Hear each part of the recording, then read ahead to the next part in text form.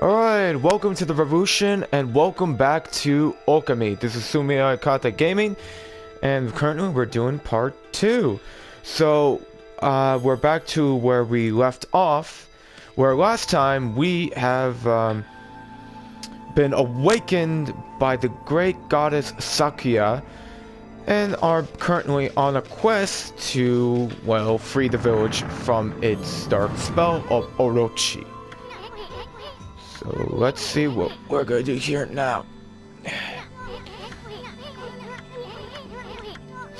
So here we should get another ability which is gonna be very useful in the future.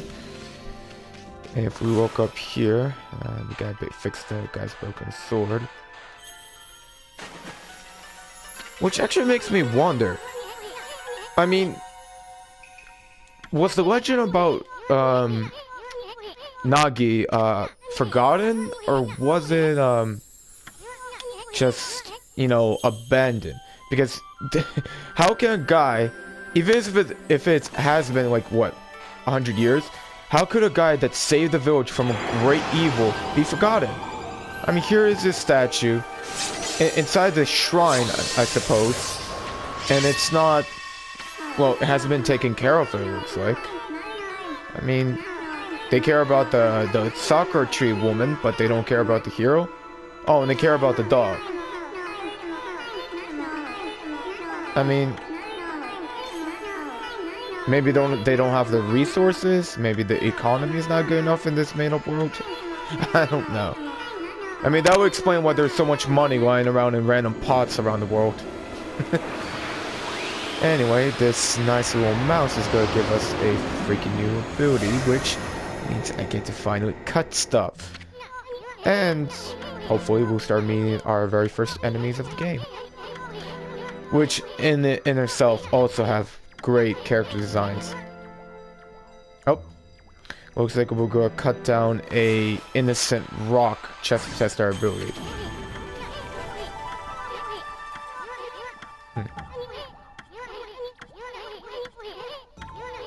Come on, come on, come on. Look at you, yep. Oh, let's get out of here. Yeah, come on. And we got an arrow that's gonna lead us to our path. Let's cut through these barriers. The one trouble thing about this game is that you really have to focus on ink, because you might not realize it, but ink... Oh! And just like I said, here's our first enemies. These are the green imps, if I'm not mistaken. Oh, gotta defeat them. Come on, get hit.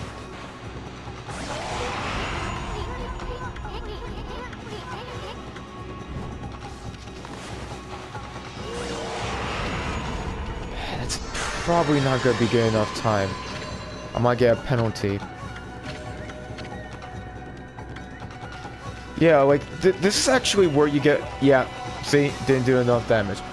Yeah, like, this is where you get the most amount of your money. Because, like, later on in the game, there will be this kind of, like, banners, which you can attack and will give you, more coin. And you can basically just, you know, mine it and keep mining it and keep, you know, exploiting the resources and all that. Oh, perfect. 2 in 1. Oh, let's do this. And perfect. Let's line them up. Oh, and since I'm not a little comfortable, and since I don't know what exactly is my, there you go, perfect. Since I don't know what my direction really is, or my thing, I mean, I already got my intro down, and I don't think that's gonna change. You know, the whole thing, welcome to the revolution. Which, for those who are curious, the reason that's my intro, or that's gonna be my intro from now on, is because the name Sumioyakata means ink master, and I have this like whole plot and story surrounded around him. Basically, he used to be a mortal in like what the Meiji era of Japan, and now he's a like this is the character. This is who who represents me on the internet. He's supposed to be this and mortal and all that who tried to start a revolution because he was not satisfied with the Meiji government. Oh, let's save. Yeah, remember to always save people. But yeah, and he got killed, and for some damn reason he got revived by the gods and became kind of like a demigod, Japanese demigod, if you know what I'm talking about, of, you know, change and revolution, which I don't think Japan has one. I mean, they have like over what, like 12 different rain gods, but I don't think they have one for revolution and change. Change maybe, revolution not so much. Oh, and here comes one of the most beautiful animations. Well, not the most beautiful.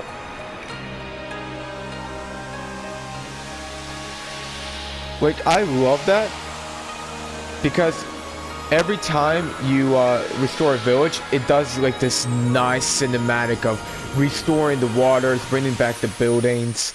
I love it so freaking much. Like, one of the fun parts of this game is going around and restoring everything, return everything to its original, you know, glory. Like making the trees blossom again, bringing back the animals that are trapped in darkness, freeing the humans. That's one of the fun parts about this game. Like, one of the things that it does that I really enjoy is that it finds a way to keep you invested, not just in the main quest, but in every small minigame, task, character, or like it keeps you invested in the whole game, which most games have a hard time succeeding at. Because, like, for example, Skyrim, I love the main story, it's interesting, but I don't think to this day, and I played that game for what, close to 9 years, I don't think to this day I ever completed that game. At all. I never completed the main storyline. I always went around and did, you know, the side quests and everything. Like, every time I start, like, a new save file, I'm just like, nope. But this game, it keeps me invested. Like, I want to, like, this is one of the few games that I want to complete 100%, and I don't get frustrated or angry doing so. Like, it has a nice blend of game mechanics and, you know, story. And also, the art is phenomenal. I mean, if I haven't said enough, I love the art style. It kind of reminds me kind of like those woodblock drawings combined with like those traditional Japanese ink paintings. It's amazing. Like you gotta wonder how long the developers spent time working on this. Yeah. Yeah, soon you finally realize that I am the goddess of the sun. Oh, and here's our first new character, Mr. Orange. And here's the thing, the characters are memorable too. Like, I swear to God that even though I might not remember their names, I remember every single character. Because their character designs are so well done, and even though they don't have any voices technically, they're so freaking memorable. I love that. Oh, and by the way, the whole thing was Nagi. Apparently, I was wrong. I did my research later, and I mistaken Nagi for Naga. Naga are the snakes with the human faces in Japanese and Hindu mythology. Nagi apparently is, I don't know, a abbreviation of Izanagi, perhaps? You know, the goddess that, no, not the goddess, the god who basically created the islands of Japan. Yeah. I mean, like I said before, guys, don't quote me on anything I say. Again, I'm not an expert. I'm not a historian who specifically studies Japanese culture and teaches lectures about it. I'm just a casual, you know, researcher of Japanese culture because I do enjoy, you know, the content very much. Like, history in general is very interesting. For some damn reason, Asian culture in general has really grabbed my attention. Eras like the Sengoku period in Japan or the Genpei Wars, you know, with legends like what's the name? God damn it, it's like on the tip of my tongue.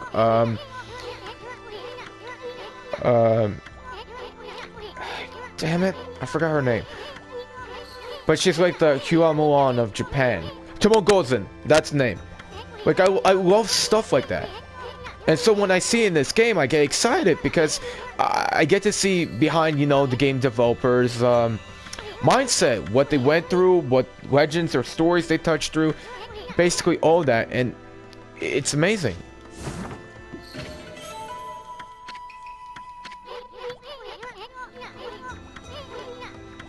Oh yeah, that's another thing you could do.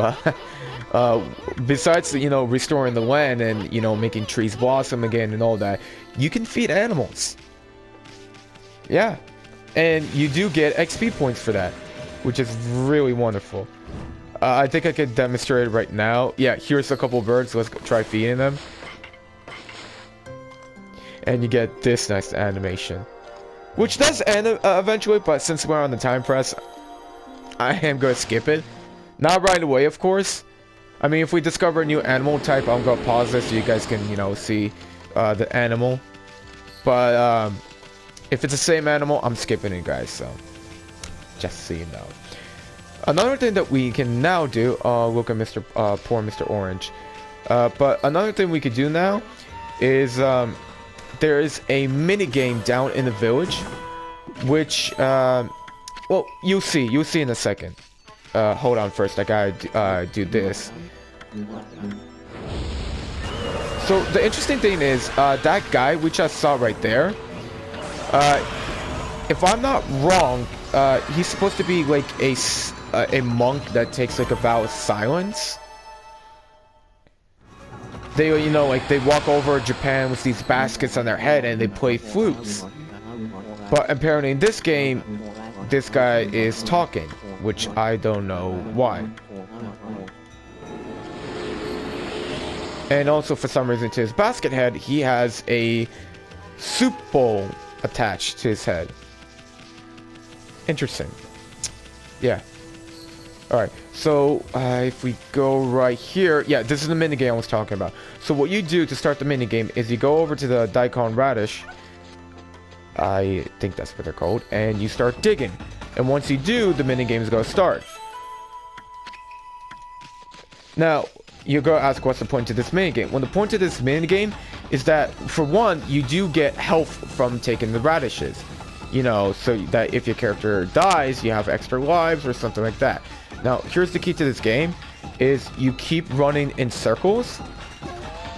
I mean, it's a little tedious. It's not really hard. It's just tedious. You have to run in circles, and eventually the woman gets tired of chasing you.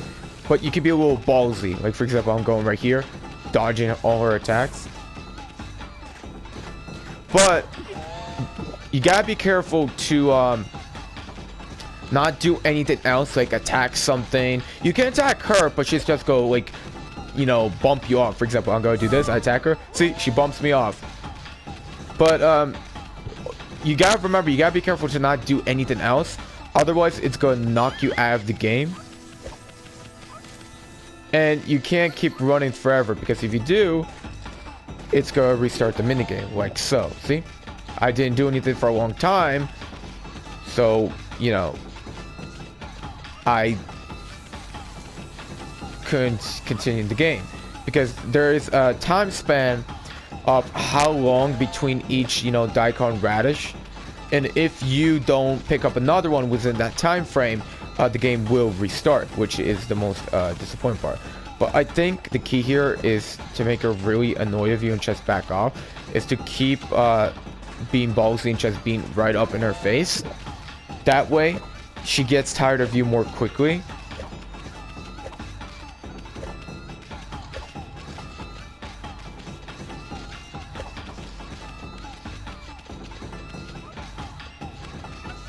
Or just be faster than her.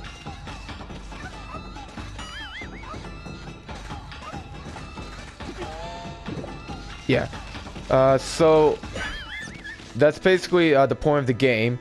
I'm gonna be right back to you guys as I'm gonna cut, finish the game, and come back to you guys. Alright? So I'll see you in a few seconds.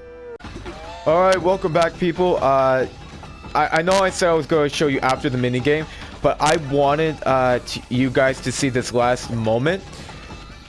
So basically, I've collected all 9 daikon radishes in the game, and here's what happens when you get the last 10th one. You see, when you get the last 10th one, you get this unique radish, which, if you bring over to this little kid, he is gonna give you XP points. So I didn't want you guys to miss that, because that's what you get. Plus, you get all that health, you get the XP, so the minigame is one very fun. And, you know, as completionists and, you know, those who are very competitive, if you fail once, you want to keep doing the game over and over and over again, which is really, really well done on part of the game. But also, I gotta say, that's a, besides looking like obviously, like in the name, a really weird daikon radish, it does remind me of the mandrakes from Harry Potter. You ever seen Harry Potter? That's what that daikon radish reminds me of. It reminds me of one of those. Which, in itself, it's pretty interesting. Or if we go up here, we... oh, I didn't do it right. Yeah, there we go. Now, obviously, I'm not going to know where every single little tiny little thing is. But I always love, like, you know, searching around and seeing if I can find everything in the game. To be honest, I'm not good at doing games 100%. The closest game I came to complete to 100% is Assassin's Creed Brotherhood, which was like at 98 something. I was stupid, like, deleting all the material so I couldn't get the last tidbits. Anyway, I'm gonna do another mini quest to help out this dear old lady.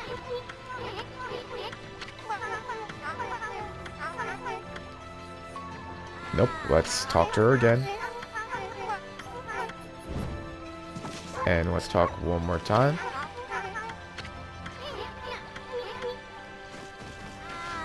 And yeah, let's draw her a new poem. So let's take this, and let's see how straight of a line I can do. That's not bad. One thing I noticed is a lot of people are complaining about Okami on PC. Not in the gameplay entirely, but the brush strokes. For the reason being that for some reason it's a lot more difficult. I mean, I personally wouldn't know anything because I'm mostly a console player. I only have like games that you only can strictly get on PC, like, you know, Total War or something like that. But I think they might be right because it's very comfortable and easy for me with the joystick to draw. Then I imagine it would be with the mouse. And well, I'm a starting digital artist, so I would know how difficult that is. Oh, we got another save point. Sweet. But yeah, I actually know how difficult it is to draw something with the mouse. Now, if I have to do that, you know, in the game, oh boy. Yeah, I kind of understand where those gamers are coming from. But anyway, let's go over here. And perfect. And we get attacked. And we get a new enemy! Sweet.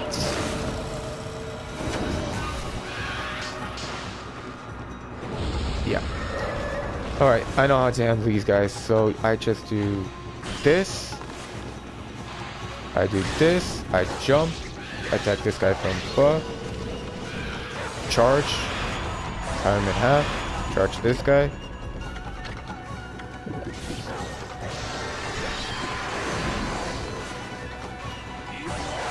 restore him. And we are done. I wonder how I did in time, though. Perfect. Yeah.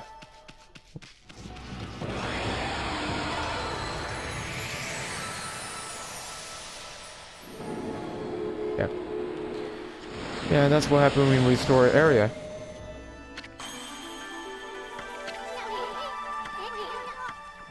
Ooh.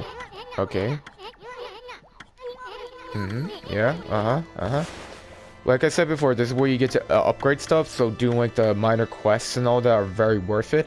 I think I'm gonna go for ink because as you get to the bigger and, you know, better moves and attacks, you're gonna need more and more ink, so ink is definitely worth it. Health, not so much, and the coin purse, well, in the beginning of the game, it can actually last a very long time, and, well, due to the cost of the items and, especially the cost of the abilities you have to get, it definitely, you know, is not needed for a while at least. And yeah, there's the guy I was talking about, Susanoo, which again is, if I'm not mistaken, based off the legendary hero. Well, not the legendary hero, one of the 3 major gods. I think he was like the god of the ocean or something like that, the sea. The brother of Amaterasu. Oh, I'm just gonna hit him. Yep. Wakey, wakey, come on, wake up.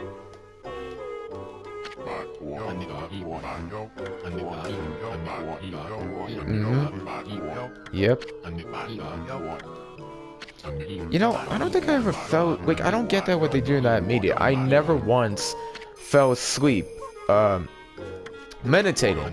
I always fell asleep I don't know, reading books, but meditating? Never. I mean, if you get so relaxed, yeah, but in this case, you can't have any excuses. And he's being a lazy butt. Okay. Alright. Come on, buddy. You're taking a ride with us. Come on. Come on. Oh. Okay, let's do it.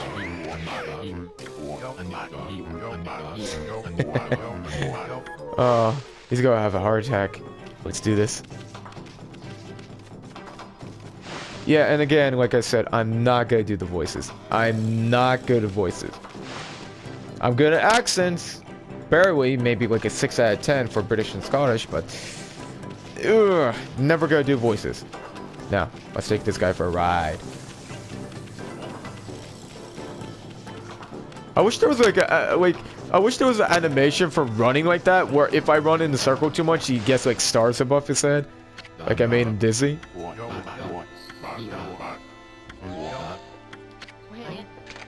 Tobenku? I don't know what that means.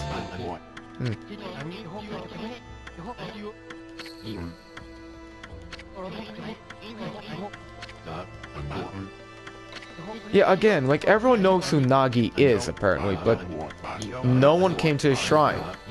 I mean, no one came there to pray, to thank the person, you know, for saving them, to pray for, you know, another 100 years of peace and prosperity. I mean, it's interesting. Okay, so we're not gonna go to him right away.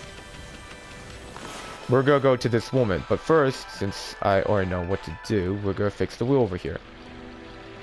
Oh, wait, can't fix it until I talk to her. Right, okay, let's do that.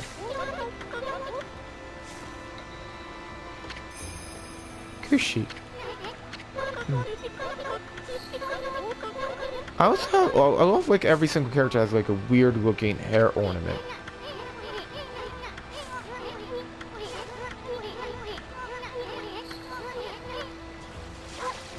Oh, sorry that I scared you, lady.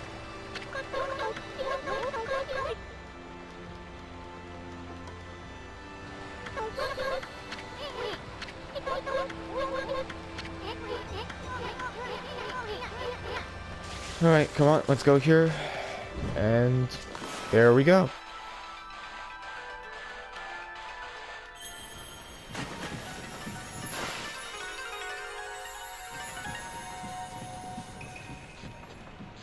And it's fixed.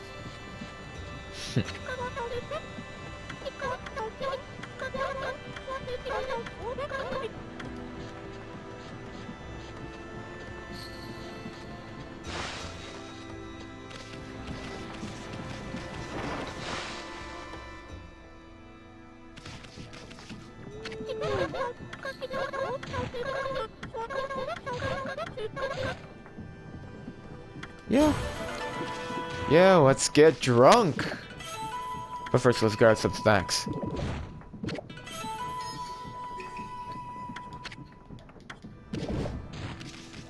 Let's go, go, go, come on, let me through. So, yeah. Oh, and you're wondering, yeah, this is not for me. This is for our friend Susanoo. He needs this to train. So let's give it to the big guy. Come on, here's your drink. Get a little drunk, ready your sword, and get ready to destroy that pathway? The rocks blocking the pathway. Jeez, I gotta get better at my words. And no, I'm not gonna write down a script. I like improvising. It comes from my love from D&D. I like to improvise. Anyway. Alright.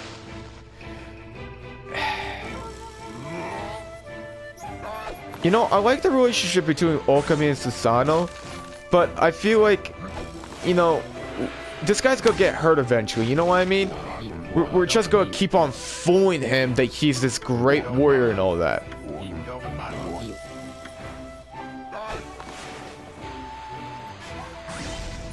I mean, if we're not there with him, he's gonna get killed.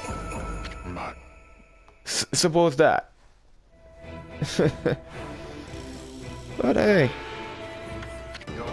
I mean, people often believe the legends and they believe the real things, so... I mean, it's not that uncommon. I mean, sometimes the image is better than the actual thing. So... Also, another thing I love is that I cut through that boulder perfectly in half, and for some reason the bottom half just disappears like it never existed. I understand that's like an artistic choice, but still.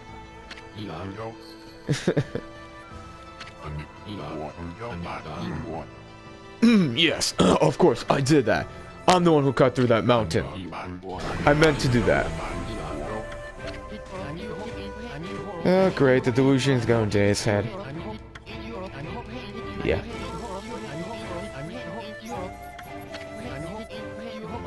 Oh, there goes the anime sweat beads.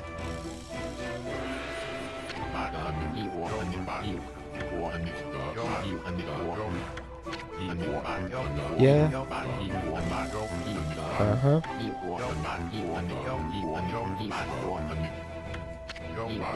Oh.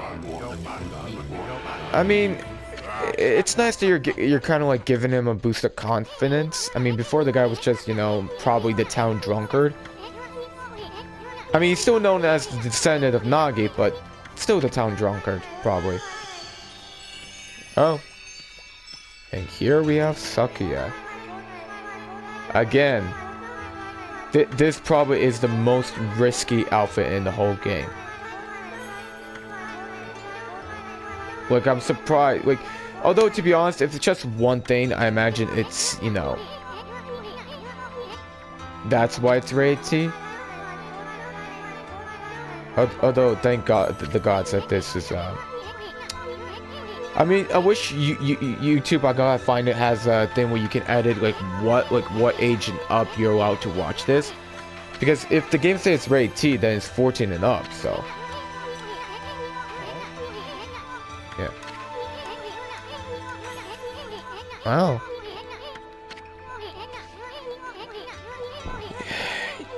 Thank you, Okami. I mean, not Sumi. Why would I be in the game? He was talking way too much. Yep. So the most powerful goddess is leaving it to us to save the world while she is Well, I mean, it's understandable. She's a deity. She's not really a hero or develops the power to... No, she's a freaking goddess. Like, is her power dependent on the realm she protects, or is it, you know, the other way around? Does the realm depend on her power?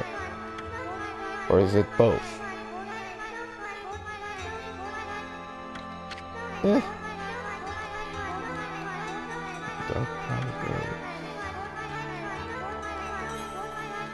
In no time. Up, and Okami is not interested. That's basically the mood of Okami. It's either growling, confused, or sleeping.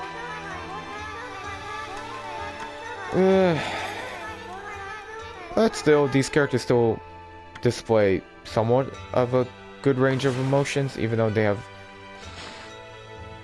Yeah, it's interesting. It's an interesting artistic choice, I imagine.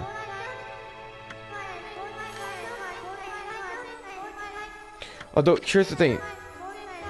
She is probably, like, I'm pretty sure she's, you know, fashioned after the goddess of cherry blossoms.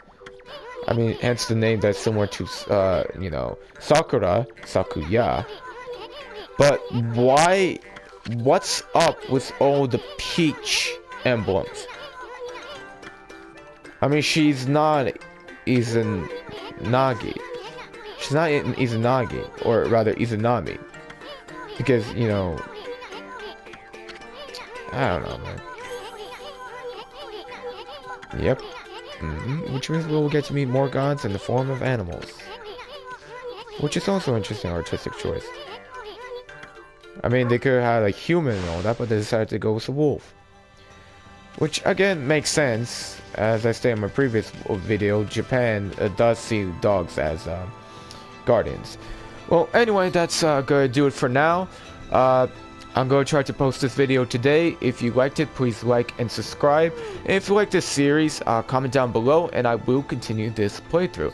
Also, at the same time, I will be doing a Code Vein a playthrough, so please check that out.